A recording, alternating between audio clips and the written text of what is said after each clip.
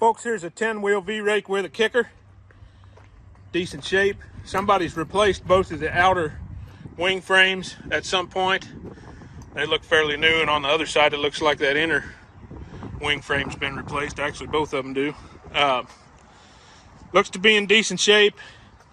It's going to need to be adjusted with a wider windrow, or you're going to have a little problem on your hands when you go to raking. But once you set the adjustment, you can just do that by changing this pin right here.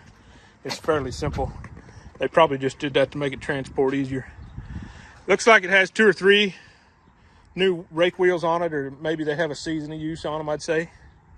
They're pretty close to new anyway. Real good looking. We're going to show it to you raising up and down here.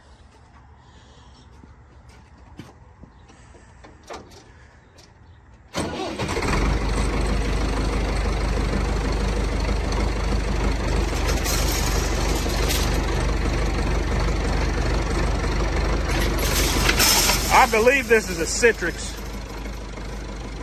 I'm almost sure.